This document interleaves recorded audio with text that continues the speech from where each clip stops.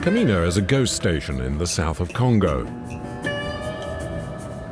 There'd been no train service for 5 months, but now it's running again. The train left Lubumbashi, the nation's second city, 5 days ago.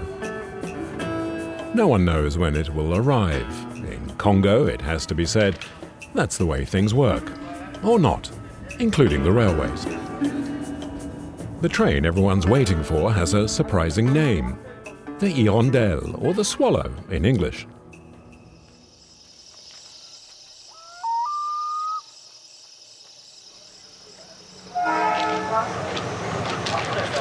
Word of its arrival spreads like wildfire, and it's the so-called bush telegraph that has helped pass on the rumour.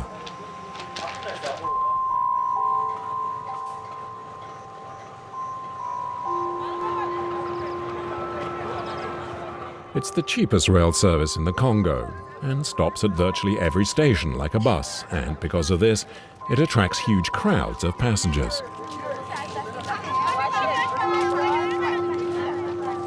Half of them are street vendors. At every stop, even in the remotest villages, the station becomes an instant market.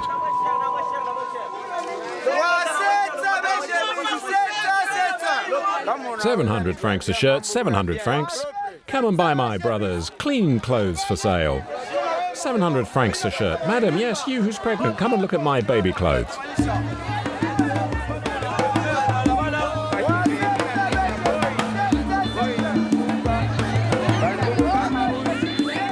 But there's not much time for selling.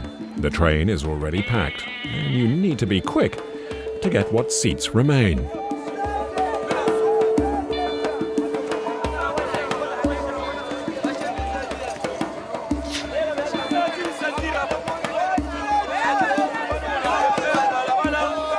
Clement has been riding this train for 20 years and knows the drill.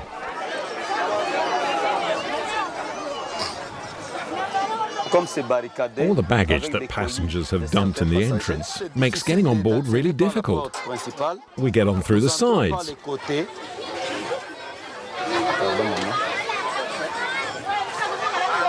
Here are the toilets. We don't know how to get in that way. There are packages and people on board inside, and it's very difficult. Sometimes people do their business in pots or in bags, and they just throw them out. Well, that's how people manage.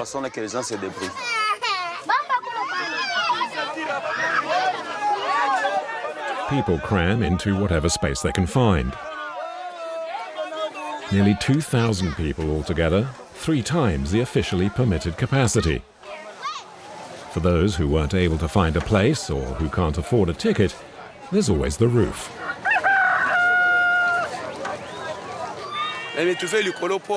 We have to come up here as there's not enough room in the carriages. We get by, and that's how we travel in the Congo.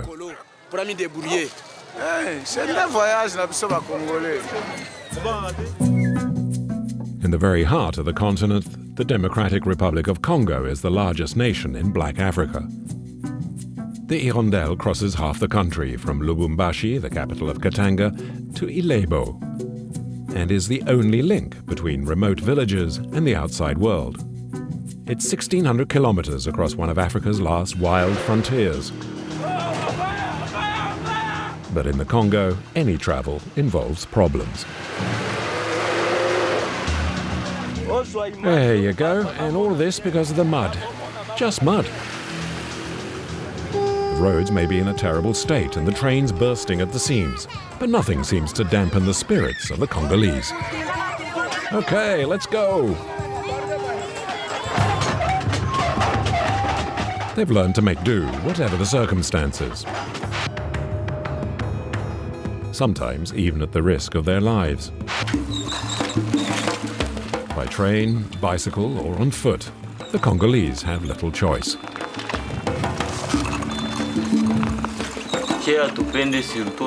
We don't want our children to do this work. It's too difficult, and it destroys the body.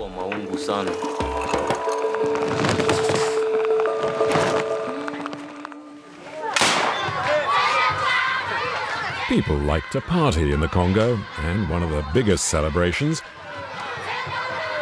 is in honor of an unusual king, one of the most powerful in Africa.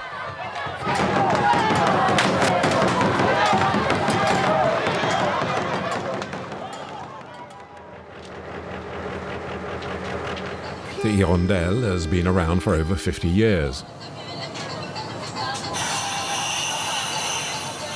The old engine was bought second-hand in South Africa. A relay of 10 train drivers is needed to cover the 1,600-kilometer-long journey.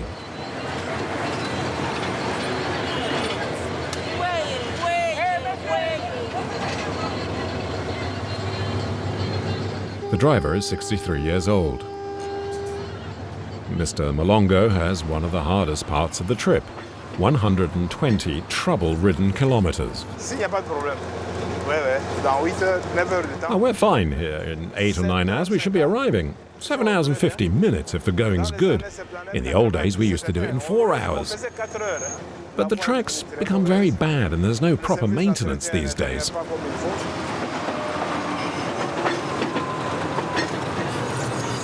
Mr. Malongo is the master on board and supplements his income by allowing 10 or so passengers to travel in the driver's cabin. It's as close to first class as it gets on the train.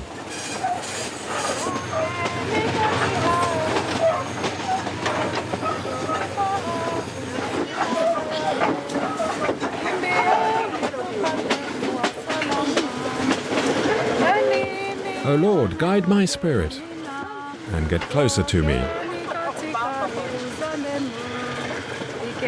I will be safe with you.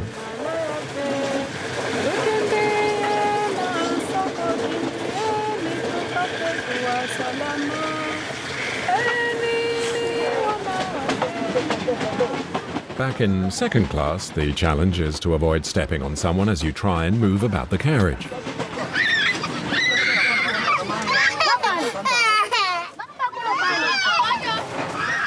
It's something Clement cannot get used to.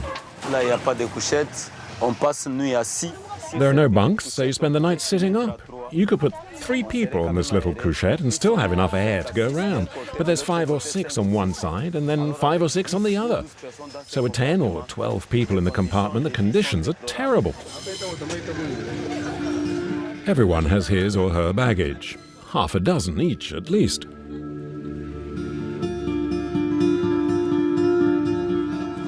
Well, there's nowhere to put our stuff. That's why we've used nails, you see, so we can hang them, all here and there.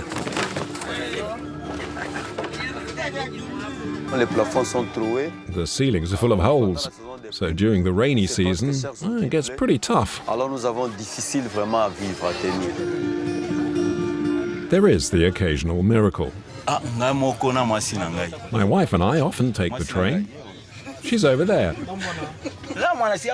And here's our baby. She was born on the train when we were on our travels. Our baby's called Consolada because she consoles us during all of this.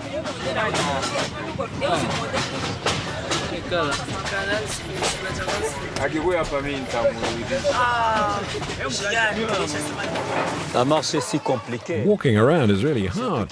There's so much luggage and parcels that getting around is just awful.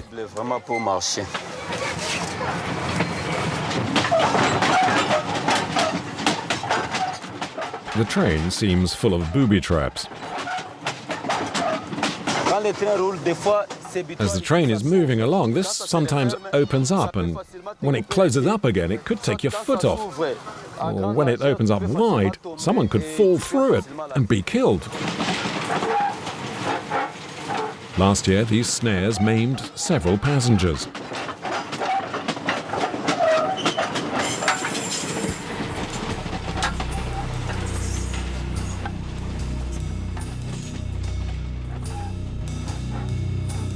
And those in third class risked their lives up here on the roof, as the train's movement could knock them off.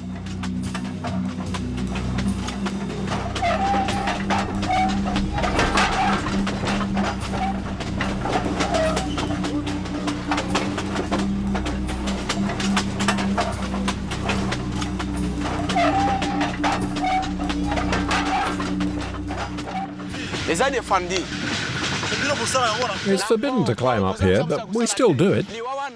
We have to work, even if we have to risk our lives. The rails are in poor condition, everything's ruined. You can feel the bumps, right? In the 8 years I've been taking this train, I've had to face a lot of danger. Carriages that get derailed, people killed. I myself have been in 8 accidents, but I'm not scared. If the train derails again, God will protect me. A day earlier, this young man had fallen off the roof. Miraculously, he survived, suffering just a cut on his cheek. I fell onto the rails. I nearly died.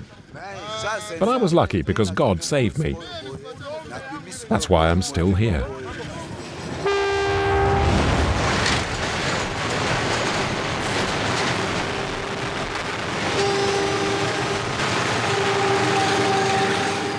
His fellow travelers up on third class have to remain alert. Any lack of attention could be fatal. I prefer to lie down.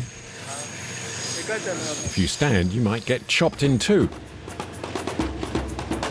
The danger comes not just from above, but also from the sides. Even at a moderate speed of 30 kilometers an hour, a tree branch can cut like a machete.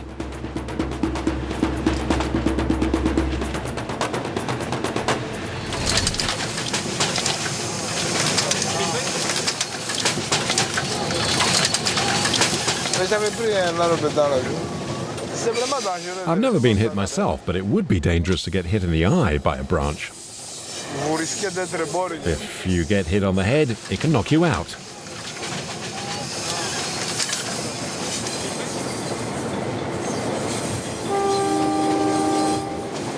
Other forms of transport exist, but are hardly in any better condition.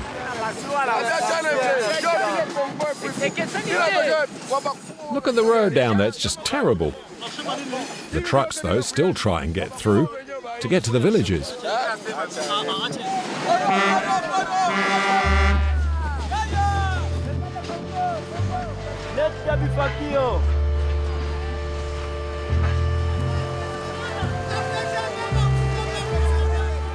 This track, which runs alongside the railway, is National Route 1, a major road through Congo, running from Lubumbashi to Kinshasa, the capital.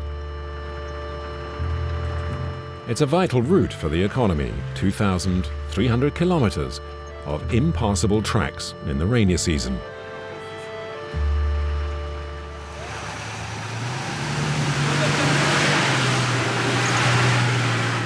Willie drives for an NGO, and he's on his way back to pick up aid workers in Kamina, on the only road into town. It hasn't been repaired for over 2 decades, and every year it gets worse.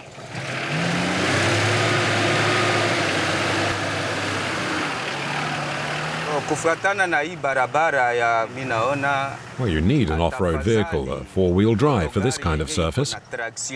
You'd have a lot of problems if you try and use a small van in all this mud.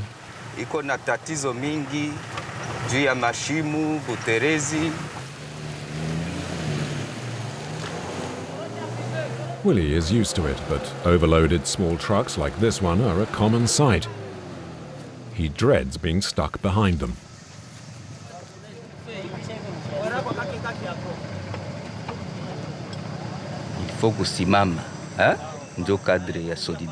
Because of the state of the roads, we have to pull them out. It's a matter of drivers helping each other.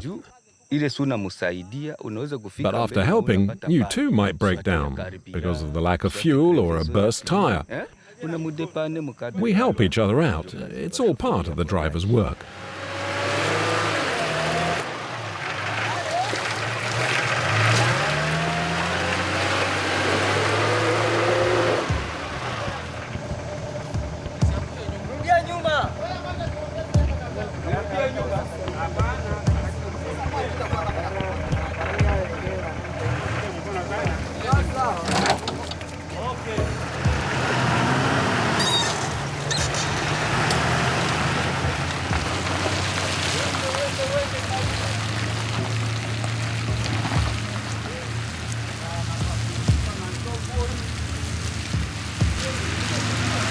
Willy's troubles are far from over.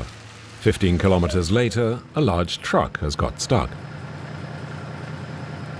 As it struggles to get out, it only sinks deeper into the mire.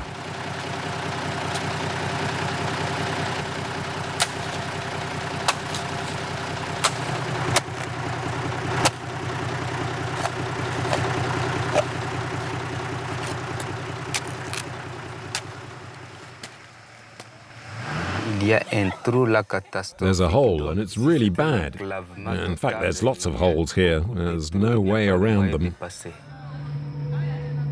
Unless another truck helps tow him out, the driver will remain firmly stuck. The truck hasn't the power to get out of the hole, and it takes a lot of power. How long have you been stuck? 2 days. We're suffering here. Getting food is a problem.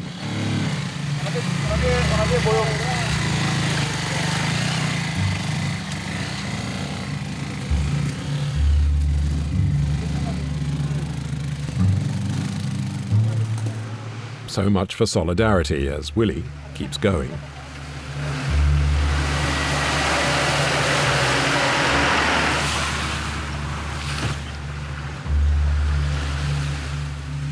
Further on, there's another pothole, which has been there for so long that the drivers have dubbed it the Ancestors.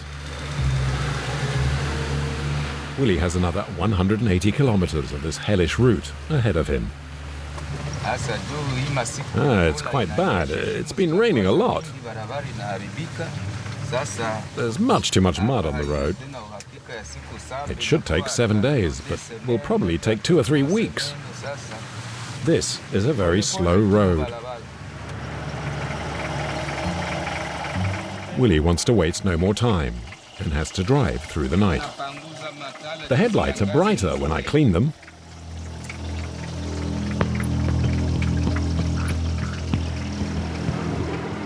But just a little further on, he has to push again. Look where they are. It's not a good place. I hope we won't be stuck here as well.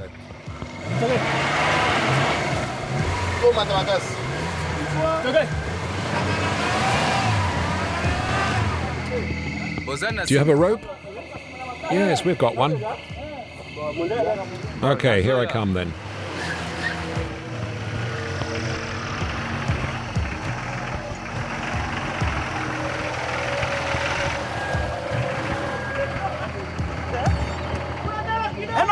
Reverse a bit. Just a little. Where's the other driver? Hey, come and get the rope.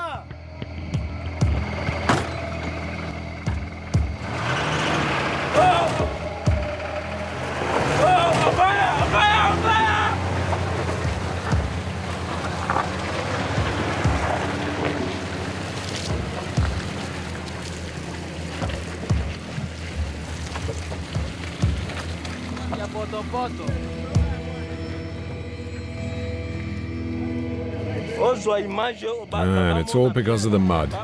Just mud.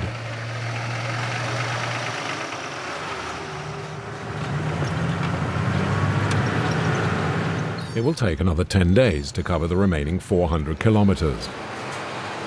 It can take trucks more than 2 weeks sometimes.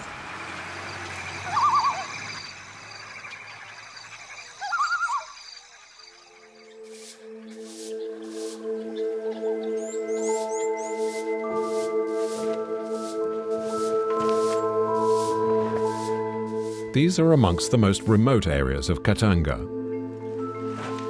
As dawn breaks, 3 men are getting ready for a long journey. They are traveling salesmen, trading in manioc, flour, oil and palm oil in the villages.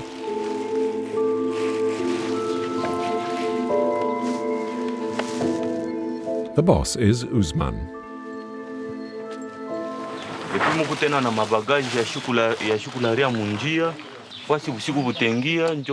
We've got our bags to sleep in and mosquito nets because we'll spend the night wherever we happen to be, so we need to protect ourselves.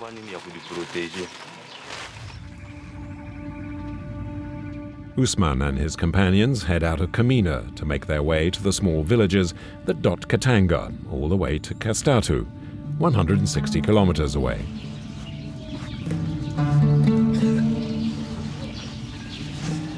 It will probably take them at least 4 days.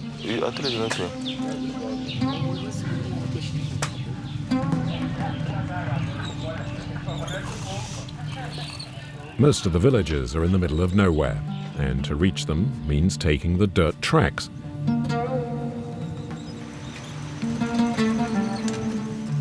So the Congolese improvise.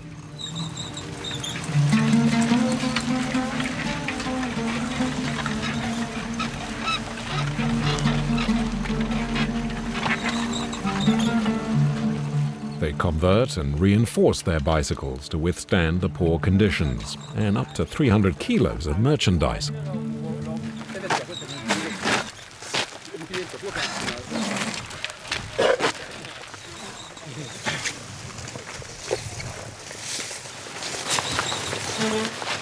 The Congolese bike is called a kinga.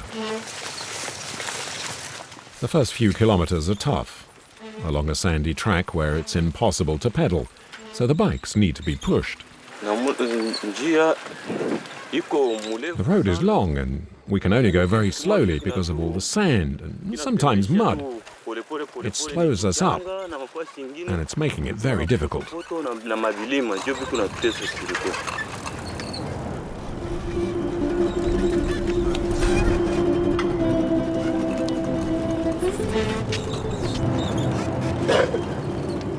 It takes remarkable willpower to set out on such a trip.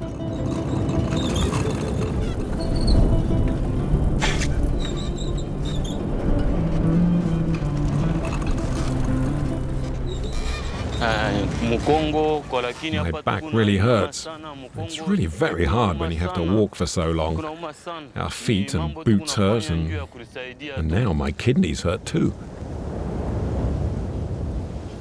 After 2 hours, the men are exhausted and take a break in the first village.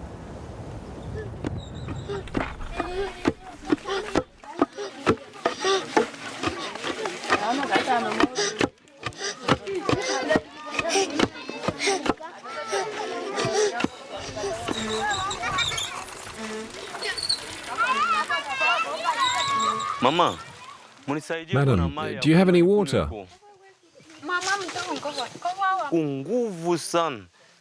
We're hungry after walking, and it's difficult to be hungry, especially up in the hills.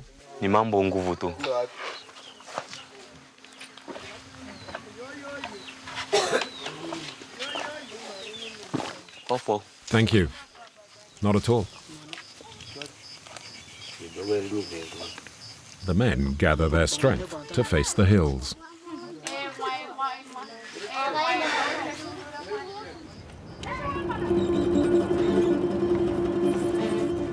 This is the start.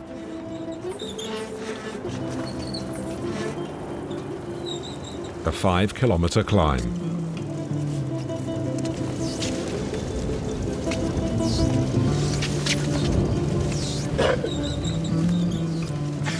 The men have to help each other push one bike at a time.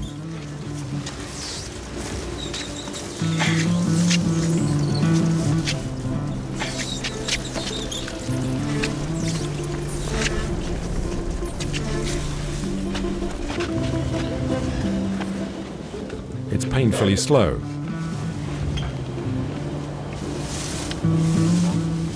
But to boost morale, they sing like the slaves of old. Pike mikono kunakuya na moto bavoisin obeta maboko tepe mazembe champion bavoisin opige mikono kunakuya na moto bavoisin opige mikono. Gentlemen, get ready to applaud us. We're coming. We're very hot, but we're the strongest.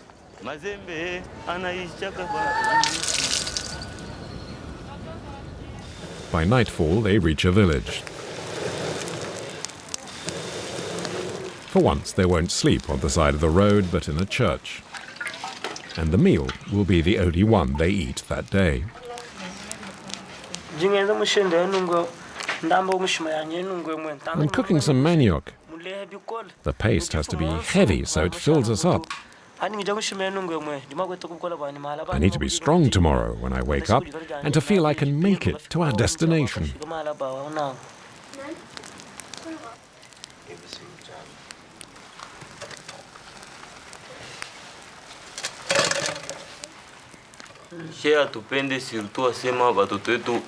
We don't want our children to do this kind of work. It's much too hard and destroys the body. We've had to push the bike so hard sometimes that our lungs run out of air and we get sick. When I was at school, I never imagined I'd end up like this. I thought my studies would mean I could change my life. I never once thought I'd be doing this sort of thing. I wanted to continue my education and study law, but I had to stop. If God had helped me, I would have become a magistrate. I had hope for a better life.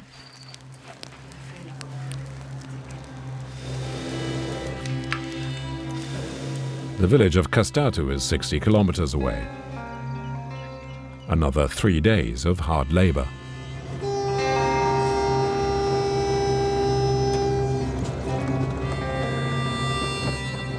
On the railway tracks, the Hirondelle is halfway to Ilebo, when suddenly Mr. Molongo has to brake.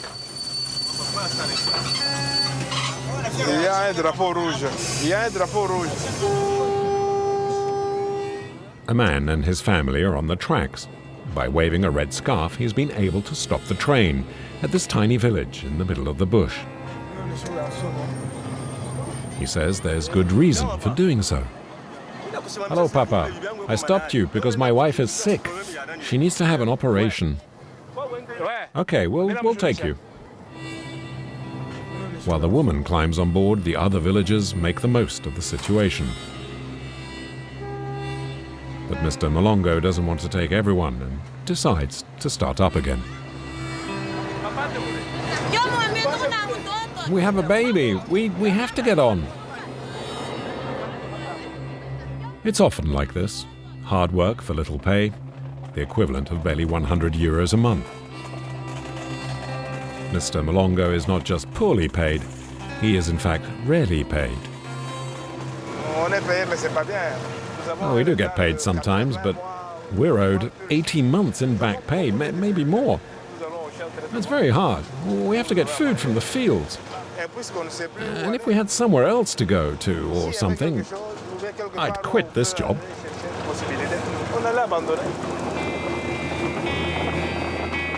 80 months of pay, almost 7 years of work. 7 years of back pay that Mr. Molongo will never receive. To survive, he depends on tips from the passengers, and, with his wife, he cultivates a small plot of land.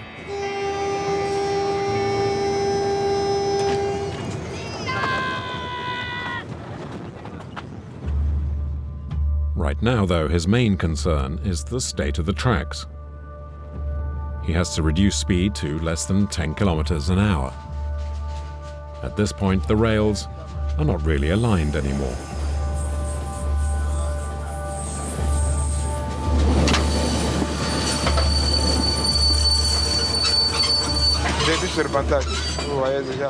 The rails now begin to bend and curve like a snake, so I slow right down to stay on the tracks. And it's like that for several kilometers. When it's hot, the rails expand and there's not enough ballast to keep them in place. So they move, which is really dangerous and could derail the train. Accidents here are frequent. Alongside the track are the remains of a train that didn't slow down. It derailed and killed 76 people. The carriage came off the tracks. There was too much stuff loaded on it. That was why it derailed. It happened 6 months ago. And it often happens because of the state of the rails. Because they're no good. It's just not safe.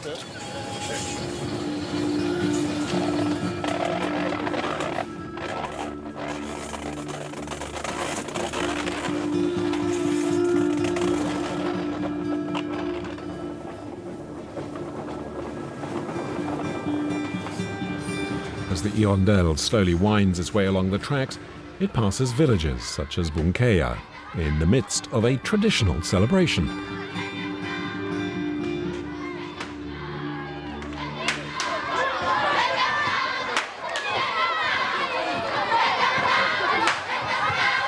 Long live the king!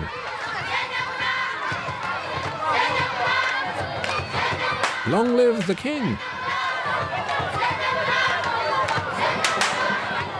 His Majesty Godefroy Monongo, the king of the Yeke, has ruled over his 1 million subjects for the past 16 years. Despite his debonair appearance, he is one of Congo's most powerful men. His kingdom is as large as Belgium and spreads over parts of the Congo, Zambia and Tanzania. His palace is in Bunkeya, in the middle of Katanga.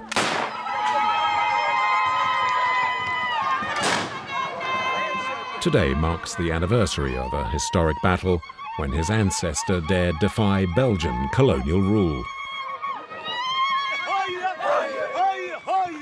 Let's sing for our king! Let's sing for our king!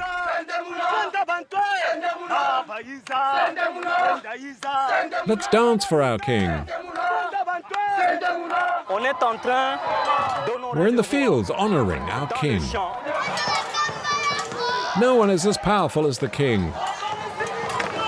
That's why he is our guide.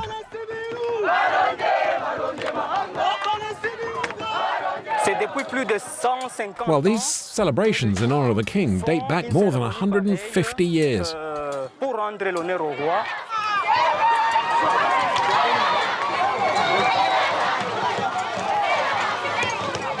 Majesty, you can make love to all the women.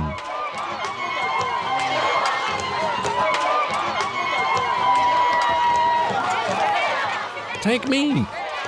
Take me!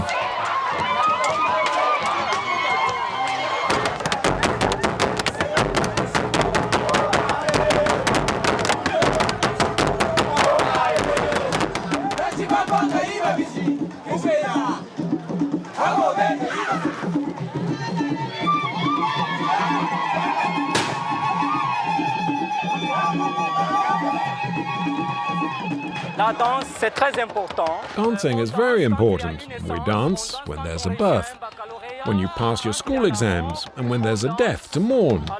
That's how we do it.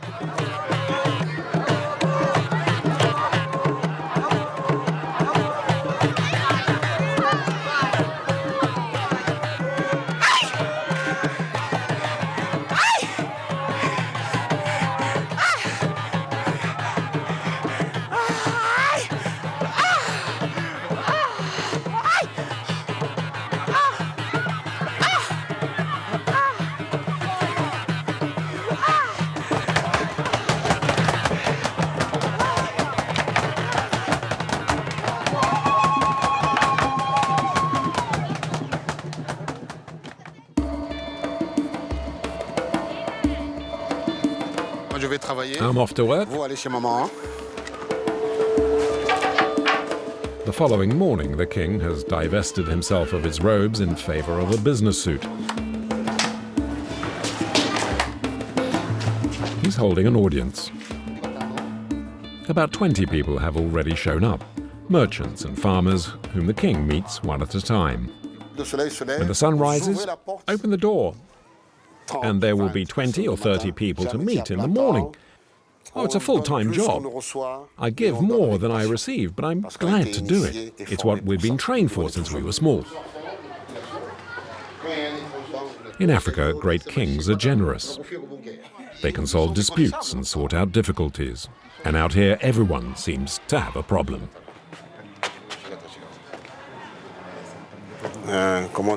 How are you? Not well. Yes, you need to go into hospital for your sciatic nerve. It's brought on by work in the fields, especially the sugarcane, which you do on your own. Your Majesty, tell me, how can I manage? Well, how much does it cost? I don't know. Okay, Jeannot will look after you. Give me 30 euros so this man can get proper treatment for his sciatica. Show me. This man has come to ask the king to help find his daughter a job. Oh, I just make an initial recommendation. A little fee to facilitate her being hired by the mining company. It's a foreign company based near here. If there's a problem with the state, with Kinshasa, we step in and help out. And also, we sometimes smooth things over. When they're here, we tell them, it's a matter of give and take. They say we'll help you on a political or national level, but you help us find our children work. Give these 45 euros to Jeannot for transport. Thank you. The audience lasts about 6 hours, during which time the king hands out some 600 euros. He can afford it. He's a rich man. He's on the board of directors of one of the country's biggest companies. And he's also a senator and an excellent businessman. I studied political science and economics, business economics at Boston in Massachusetts. I was meant to work for Citibank in Tokyo, but unfortunately my brother died and I had to return to inherit the crown.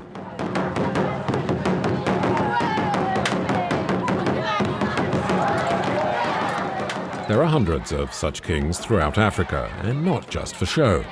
They have a political and social role to play on behalf of the people.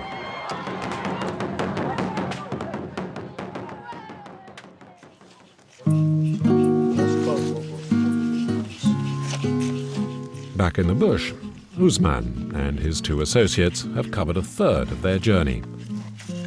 But the day's got off to a bad start, as one bike has had a puncture. The inner tube is punctured again. It's the 5th time in one day.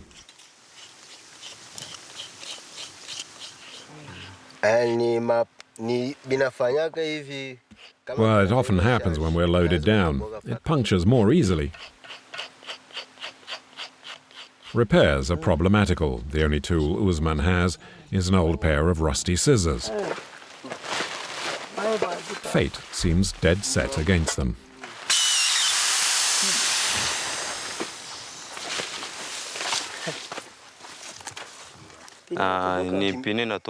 The tire's yet another puncture, and we must start all over again. Well, we'll take our time and sort things out properly so the bike will work well. If we try and hurry, there'll only be more problems. Now, we're looking for the hole. There it is. Usman has neither a repair kit nor a new inner tube, instead using a piece of rubber from an old one. And then it's a matter of hoping for the best.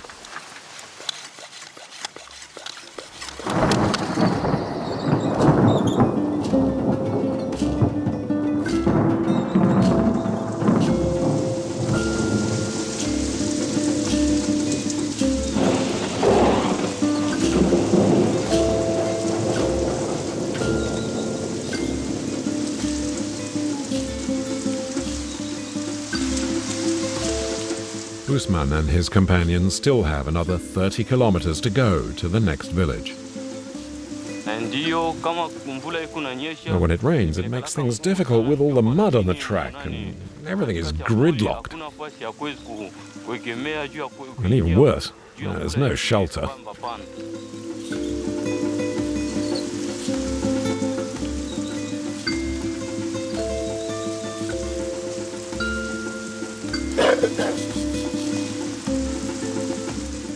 They put up with fatigue, hunger and thirst, but have barely the strength to push their Kinga bikes any further.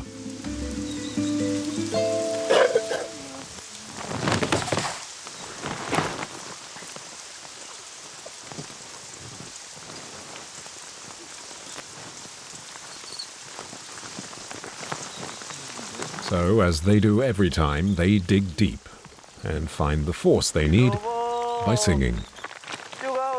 Strong and determined men. Strong men. Let's keep going.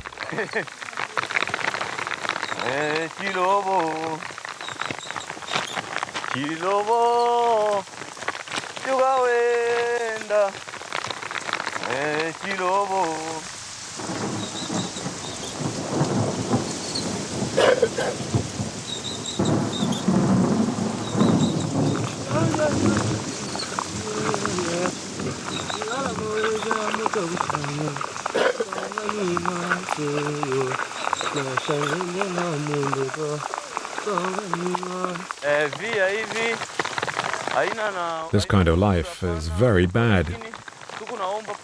So we put our faith in God. He's the only one who can help us. Our lives belong to Him. And so He's the only one who can make them better.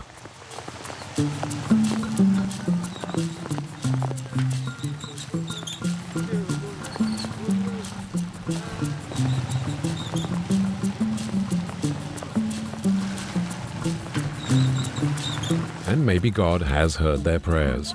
The rain has stopped, and they finally arrive.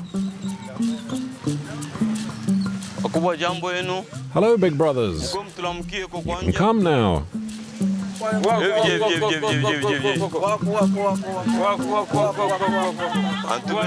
I'm here to do some business. How much is the bottle? The bottle is €1. Call the other clients so they can come and buy. Ladies and gentlemen, come closer.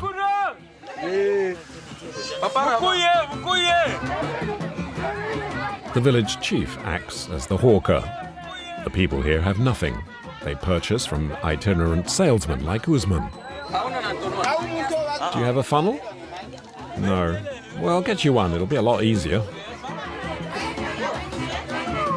Usman charges double for his oil, the price of the effort to get here. The closest shop is 2 days away. We're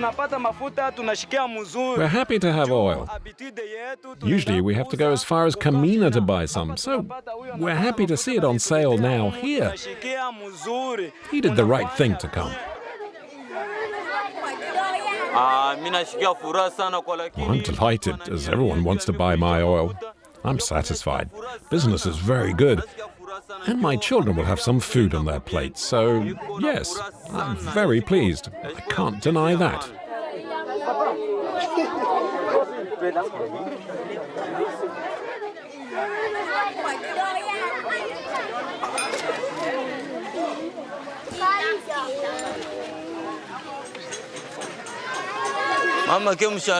Ladies, take care. Thanks again. We'll see you the next time. The three companions' journey will soon be over. When they get home in a week's time, they'll have made enough to feed their families.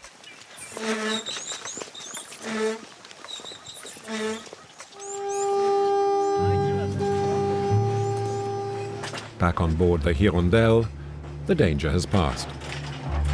The rails are straight again. But just when everything seems more or less normal, Mr. Malongo has to deal with another problem. He can feel the train losing speed. And eventually, it comes to a complete stop.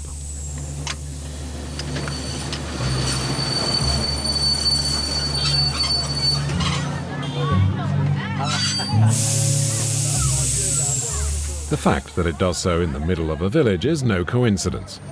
Mr. Malongo believes it was sabotage, and he suspects it's the vendors who are responsible. In Congo, they are known as traffickers. It's the traffickers. They've cut this. The train stopped because there's no more brake fuel. So we need someone to repair it now. De sorte que les vides puissent continuer jusqu'au début et puis nous allons partir. Those who stop the train know what they're doing. They also know the repair is quite simple. Other breakdowns are more complicated, and trains are usually repaired in a station.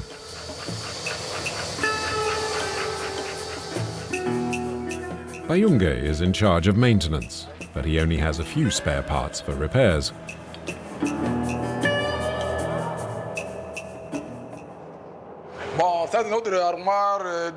This is where we keep our tools. We have keys, measuring instruments, a few spare parts like this alternator.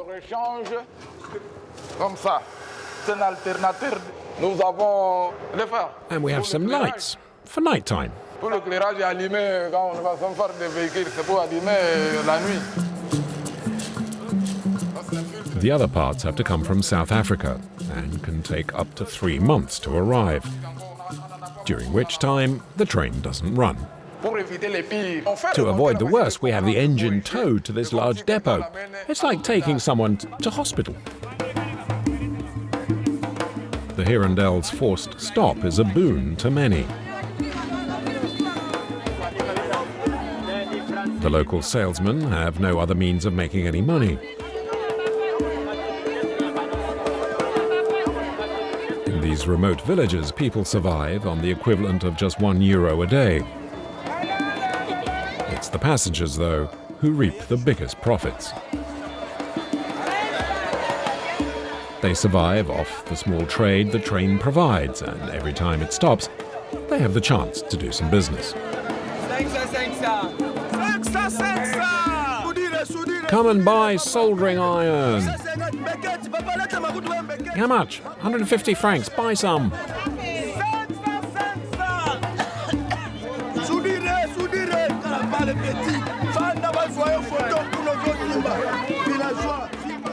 Victor's been riding the Hirondelle for 10 years.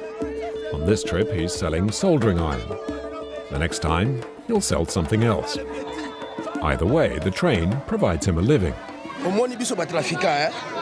For we traffickers, not getting on the train is worse than falling ill. It's our work. We're like miners. We need to dig in their holes to get their minerals out. We tradesmen have to travel on the train.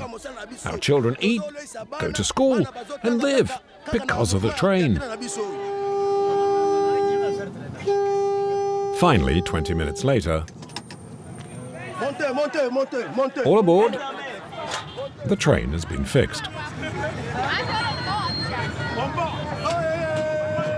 Hey, people, I'm going to Kinshasa. Come on, let's go.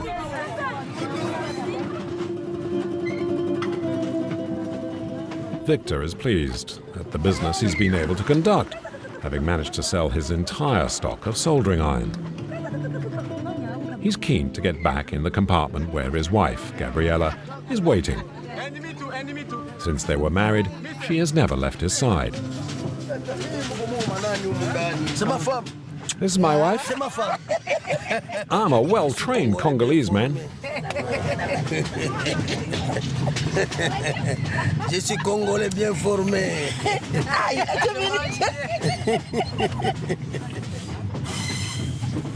In this isolated village, Victor believes the traveling salesmen provide a vital social link. There are villagers who can't get hold of salt or oil, so we traffickers help them.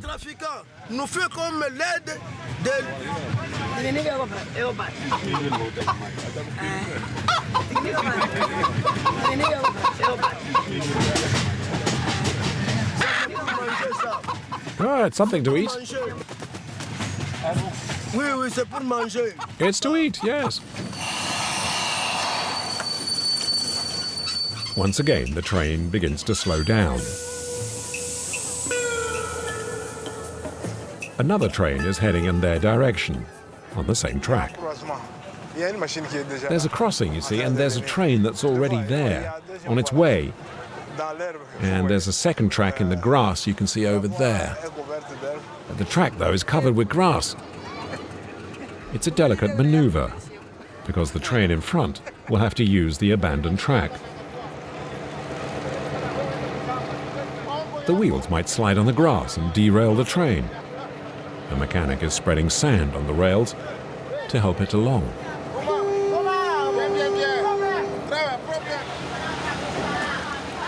The danger over, both trains resume their journeys. The oncoming train is transporting cargo and has no passengers, apart from a few clandestine travelers.